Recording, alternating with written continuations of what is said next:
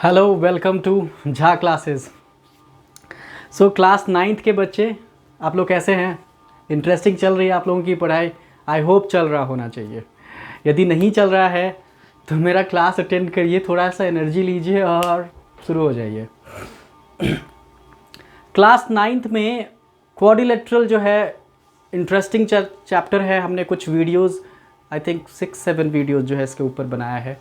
I think NCERT से related जो भी ट्रिकी क्वेश्चन है, जो इंपॉर्टेंट क्वेश्चन है, मैंने उसको डिस्कस करने की कोशिश की है, कॉन्सेप्ट्स को डिस्कस करने की कोशिश की है। शायद ये आप लोगों के लिए हेल्पफुल हो रहा है तो अटेंड करिए ना क्लास, और भी लोगों को बताइए, है ना। तो आज मैं आपको कंफर्म कर दूं कि this chapter is going to end, है ना। मैं कुछ क्वेश्चन और लेकर के इसको फिनिश करूंगा और फिर उसके बाद नया चैप्टर जो है शुरू करने वाले हैं। तो आप लोगों को बस मुझे बताना है कि आप लोगों को कहाँ प्रॉब्लम आ रही है, कौन सा चैप्टर मैं शुरू करूं ताकि वो आपके लिए हेल्पफुल हो सके, ठीक है। तो आज शुरुआत करते हैं एक्सरसाइज 8.2 के बहुत इंपॉर्टेंट क्वेश्चन नंबर 5 से। So let's begin. ओके, सबसे पहले फर्स्ट ऑफ ऑल जो हमें ध्यान रखने की ज़रूरत है क्वेश्चन 5 में, पहले क्वेश्चन समझ लेते हैं क्या कह रहा है, ठीक है। The question is asking us in a parallelogram, ठीक है, पैरेललोग्राम होगा ये। In a parallelogram ABCD, E and F are the mid points of side AB and CD। दिख रहा है आपको, ये फिगर गिवन है, question 5 exercise 8.2 NCERT book. Parallelogram ABCD है और इसमें E और F जो है ना मिड पॉइंट दे रखा है हमें, ऐसा बोल रहा है क्वेश्चन। आपको ये बताना है कि जो लाइन सेगमेंट AF और EC है, दिख रहा है आपको AF और EC, ये क्या कर रहा है, डायगोनल को bisect not trisect, 3 equal part में डिवाइड कर रहा है। ऐसा प्रूफ करके दिखाना है आपको। तो कैसे करें, थोड़ा दिमाग लगाते हैं, क्या कर सकते हैं इस क्वेश्चन में। बताइए आप लोग, क्या आप लोगों का क्या सुझाव है, क्या कहना चाहेंगे, यहाँ पे क्या करना चाहिए। एक काम करते हैं, सबसे पहले ना ये जो दिख रहा है आपको FCEA या फिर AECF, इस वाले छोटे से हिस्से को पैरेललोग्राम प्रूफ कर लेते हैं। अब इसका आगे चल के क्या रोल होने वाला है वो देखते हैं क्वेश्चन सॉल्यूशन में। So let's see that. तो सबसे पहले कहेंगे कि सिंस CD जो है आपका पैरेलल है AB का, या फिर AB पैरेलल CD, कुछ भी लिखिए आप, पैरेलल है ना, तो देयरफॉर जो आपका CF है वो भी पैरेलल होने वाला है AE का। पूछिए कैसे। तो किसी भी पैरेलल लाइंस का जो पार्ट होता है दैट इज आल्सो पैरेलल। इस CD और AB पैरेलल है तो इसी का पार्ट ना है ये CF, है कि नहीं है। तो सेम पार्ट यदि हम ले तो this should also be the parallel, right. और दूसरी बात, एंड जो AB है वो इक्वल है CD का, अपोजिट साइड्स ऑफ पैरेललोग्राम, ऐसा है। यदि इक्वल है और इसने कहा कि F and E are the mid points, तो इसका हाफ AB का हाफ AB, ये भी इक्वल होगा हाफ CD का। क्लियर। दोनों का यदि इक्वल को हाफ कर दे, 6 है, हाफ करे 3 सेम तो हुआ। Similarly half AB will be equal to half CD, right.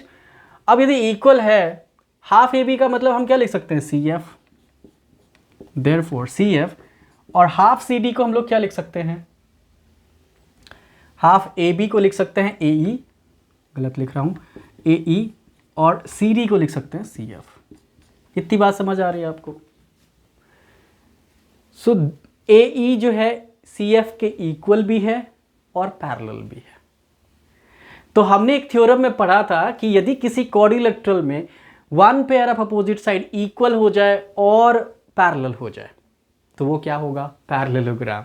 So therefore आप लिख दीजिए कि AECF is a parallelogram.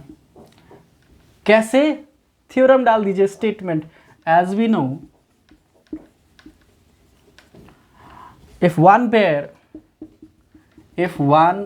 pair of opposite sides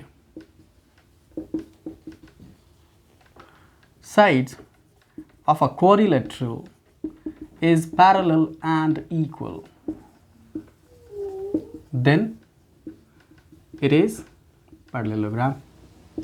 इसी रीजन के कारण जो है यहाँ पे ये पैरेललोग्राम प्रूव हो गया. इसका मतलब कि ये जो AF लाइन है ये भी पैरेलल होगा, देयरफॉर AF जो है आपका वो पैरेलल है CE का. इतनी बात समझ आ रही है. हमने क्या किया है, इस छोटे वाले पार्ट को पैरेललोग्राम दिखा दिया.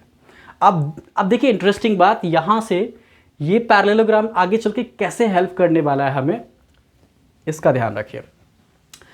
अब हम क्या करते हैं, ट्राइंगल लेते हैं DCQ. कौन सा ट्राइंगल लेते हैं? नाउ इन ट्राइंगल DCQ क्या दिख रहा है? ये जो PF लाइन है, this PF is parallel of CQ, हाँ या नहीं? क्यों? अभी हमने बताया ना कि AF जो है पैरेलल है CE का, तो उसका पार्ट वही है. PF is the part of that AF, तो ऑब्वियसली यदि लाइन पैरेलल है तो उसका पार्ट भी पैरेलल होगा. तो DCQ में देख लीजिए आप कि PF पैरेलल है आपका CQ का. यस, ये पैरेलल हो गया. और F जो है हमारा मिड पॉइंट है, and F is mid point of CD. ऐसा तो है. तो हमने कन्वर्स, मिड पॉइंट कन्वर्स में क्या देखा हमने? मिड पॉइंट कन्वर्स में देखा कि यदि किसी ट्राइंगल में एक लाइन किसी एक साइड के मिड पॉइंट से पास हो रही है और वो तीसरे साइड के पैरेलल है, तो वो जो रिमेनिंग साइड है उसको भी बाइसेक्ट करेगा. पढ़ा था. तो BPT कन्वर्स, सॉरी BPT नहीं, मिड पॉइंट कन्वर्स से, therefore by converse of mid point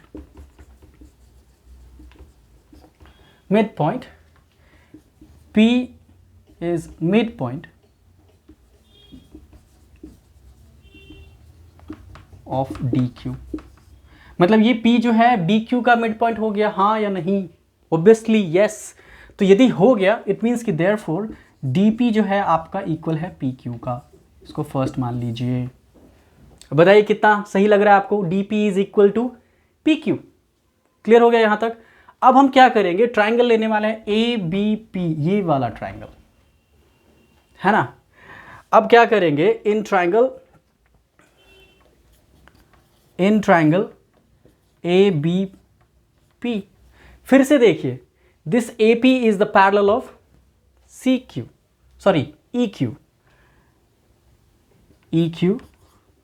parallel AP, and और क्या दिख रहा है आपको? E is midpoint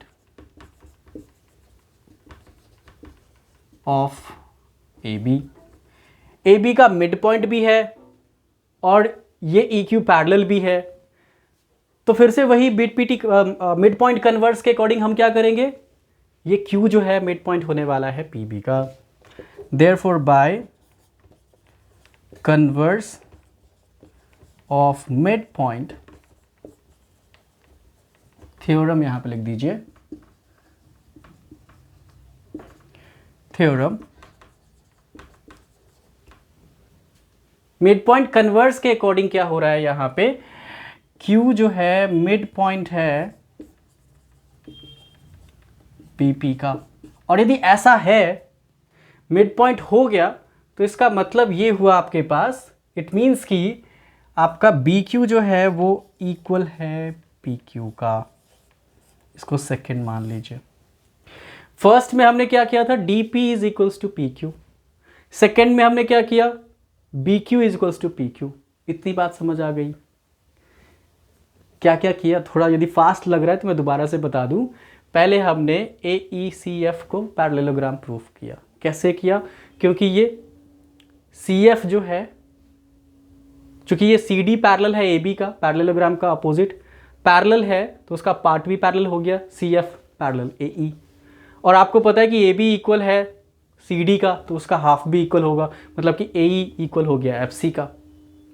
तो यदि किसी क्वाड्रिलेटरल में one pair opposite side equal हो जाए, पैरेलल हो जाए, तो पैरेललोग्राम होने का सेंस ये हुआ कि ये AF जो है CE का पैरेलल हो गया। फिर हमने अलग अलग ट्राइंगल सेलेक्ट करी है, DCQ and ABP।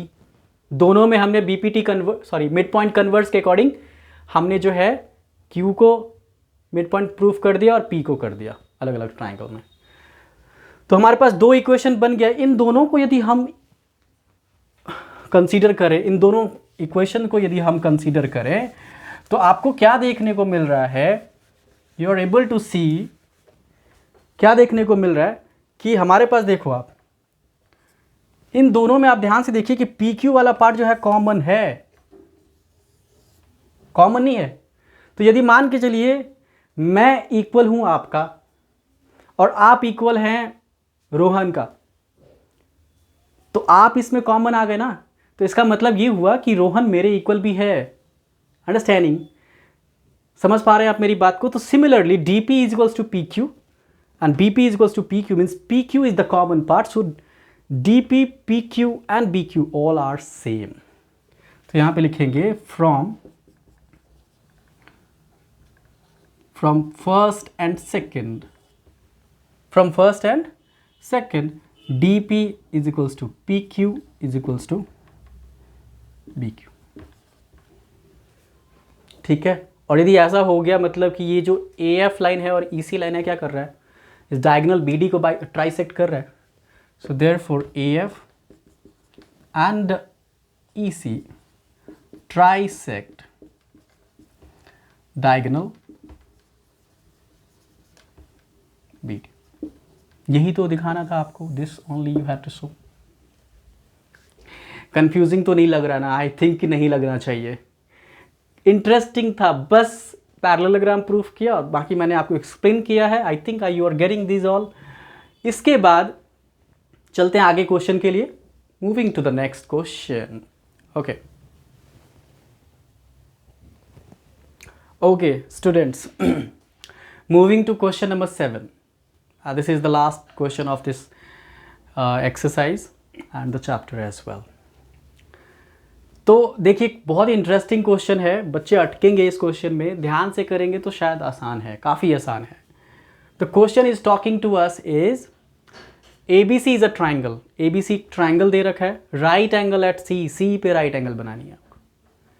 Align through the mid point, a line through the mid point M of hypotenuse. Hypotenuse पे एक पॉइंट है M जो कि मिड पॉइंट है उसका, और एक लाइन उस पॉइंट से पास कर रही है जो कि कह रहा है कि AB पे जा रहा है और पैरेलल टू BC है।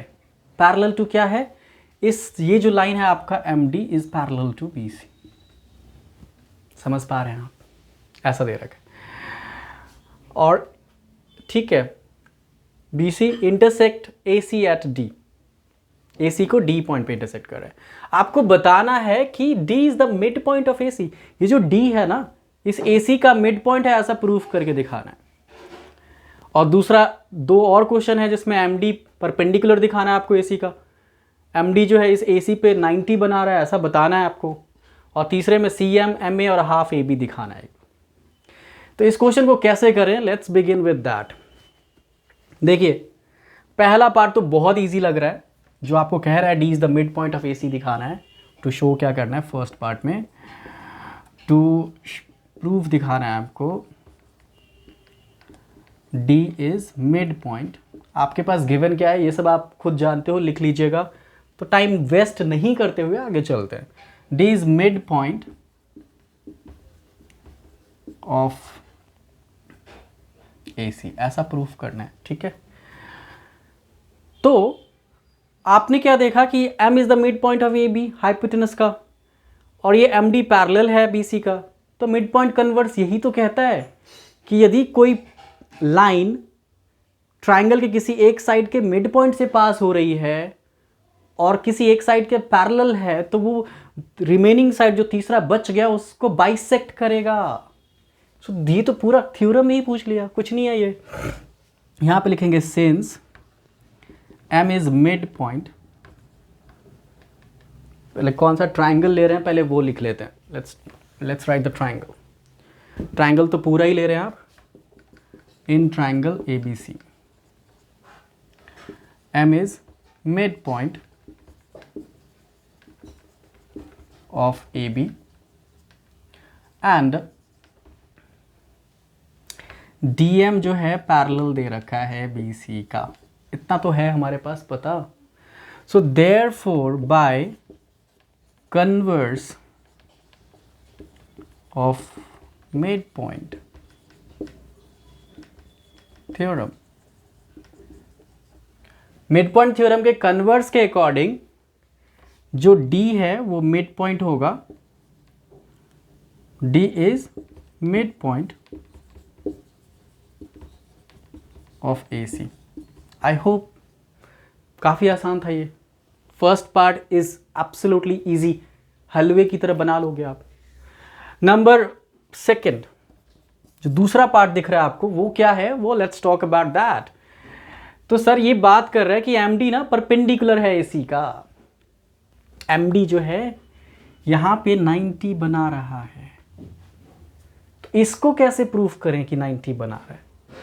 तो देखिए ये और ये लाइन पैरेलल है, DM is parallel to BC, ऐसा तो बता रहा है ना। यदि पैरेलल है तो ये जो ADM एंगल है वो ACB के इक्वल होगा कि नहीं, क्यों होगा, कॉरस्पॉन्डिंग। सर जी हमने पढ़ा है कि कभी भी दो लाइन पैरेलल हो तो उसके जो आइडेंटिकल पोजीशन पे जो एंगल्स होती हैं दैट आर कॉरस्पॉन्डिंग एंगल्स। तो यहाँ पे लिखेंगे सिंस DM जो है पैरेलल है BC का, okay, so therefore angle ADM is actually equal to angle ACB। How reason क्या लिखेंगे आप, कॉरस्पॉन्डिंग